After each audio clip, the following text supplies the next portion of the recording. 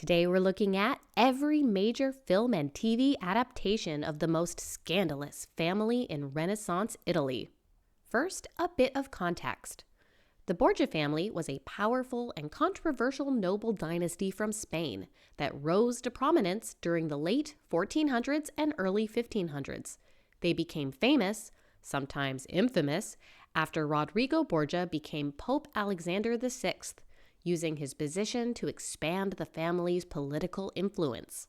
His children, especially Cesare Borgia and Lucrezia Borgia, also played major roles in Italian politics. The Borgias are remembered for their ambition, wealth, and ruthless tactics.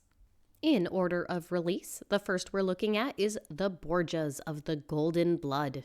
This French 3-part series is narrated, not by a character, not by a historian, but by the Pope's chair. Yes, the furniture is telling the story. We get the briefest possible montage of Cesare and Lucrezia as kids, Rodrigo becoming Pope, and then bam, we're already neck deep in forbidden sibling romance and court intrigue. If you came here for church politics, nuanced setup, or any kind of slow pacing, sorry, not for you. Unfortunately, I could only track down part 1, but even based on that, they fast forward through everything important. No political buildup, no scheming cardinals, no slow corruption of power. And then out of nowhere, drinking children's blood as medical treatment? Was that a thing? I hope not. The entire focus is on Cesare and Lucrezia's taboo relationship, and everything and everyone else is background. If you want historical complexity, look elsewhere. If you want dramatic eyebrow raises, whispered plotting, and spicy sibling romance, this might scratch that itch. I wasn't impressed, but I'm still annoyed I couldn't watch the last 2 episodes.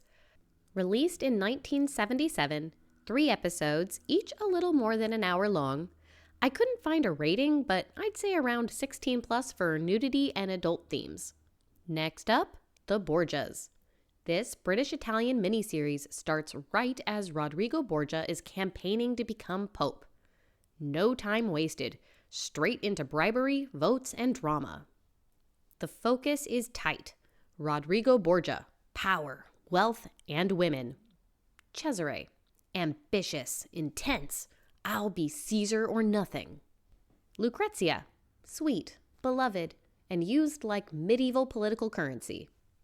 We get corruption, loyalty, scandal, and yes, more incestuous romance, and not just the one you think. Right off the bat, this one is good. Not amazing, not terrible, just solidly in the middle. It's very political, sometimes to the point of, if you didn't already know Renaissance history, good luck. But the performances carry it. Rodrigo is sly and charismatic. Cesare has charm and rage in equal measure. But the standout for me is Lucrezia. She's more sympathetic here than in most versions, and her portrayal felt very realistic of a woman in her position.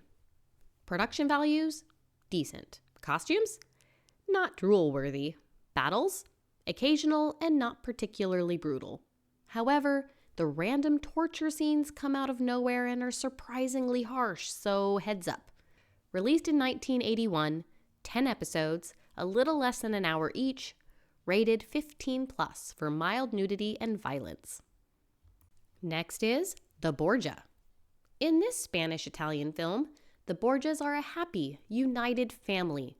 When Rodrigo puts on the papal hat, it's time to take revenge on all the other families who wronged them and create a new dynasty. Cesare is ready to do whatever it takes to become the next ruler of Rome, one dramatic plot at a time. Okay, this one was honestly my least favorite. If this is your introduction to the Borgias, you might walk away confused, bored, or both. It rushes through every major event like someone hit skip intro or skip explanation. We barely get character development, motivations, or world building. Just people dramatically saying things the audience is supposed to already understand. Also, shaky cam. If you've been with me for a while, you know how I feel about shaky cam. The sets and costumes look great, the acting is fine, and hey, if you really can't stand juicy incest drama, this is the least spicy version. The rumors exist, but that's about it. Released in 2006, 147 minutes, not rated, but I would say 16 plus for mild sex, nudity, and violence. And now, time for The Borgias. In this Canadian-Irish-Hungarian TV series, the ambitious Rodrigo Borgia is all set to become Pope through bribery and manipulation.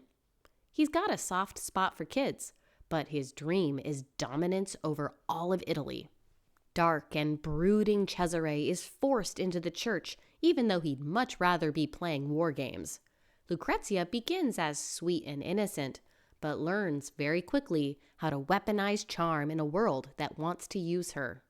Political rivals, assassination attempts, internal conflicts, secrets, scandals, you name it, this one has all of it. If you're looking for beautiful, addictive soap opera mega drama version, this is it. The sets? Gorgeous. The costumes? Stunning. The cast? I don't think I've ever seen this many pretty people all in one place. The political tension builds slowly, and even side characters you would barely notice in other versions become favorites. The first 2 seasons had me hooked completely. But consistency was not their strong suit. One of the brothers straight up disappears from canon, like the writers just forgot he existed. And then it was canceled after season 3. Honestly, I thought the 3rd season started to drag and I lost interest anyway. Released in 2011, it's 3 seasons, altogether 29 episodes. Episodes range from 48 to 58 minutes each.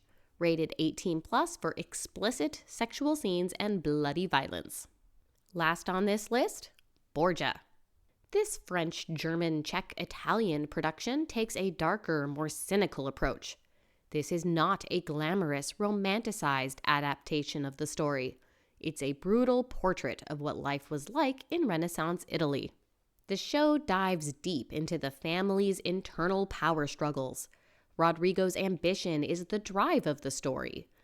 Cesare's transformation from a thoughtful scholar to feared military commander is one of the show's major character arcs, while Lucrezia is portrayed as initially much more bratty, before becoming politically savvy. If you're watching for palace intrigue, shifting alliances, betrayal, and the constant sense that anyone could be assassinated at any moment, this show might be for you. I know a lot of people love this one, and I feel like I should have loved it, but yeah, not for me. In fact, I had a really hard time forcing myself through to the end. John Doman plays Rodrigo Borgia, and while I've seen him do well in other roles, I thought he was awful in this. It didn't help that he has the most wildly misplaced American accent imaginable. It's not just him. Almost every major character has a completely different accent, which was jarring at times. The acting never quite pulled me in, and even with such a large cast, I didn't end up caring about anyone. To be fair, it could be that I'm a sucker for glamour and fairy tales, and this didn't even have a hint of that. So, yeah. Less glamorous, more visually historical realism, and brutality.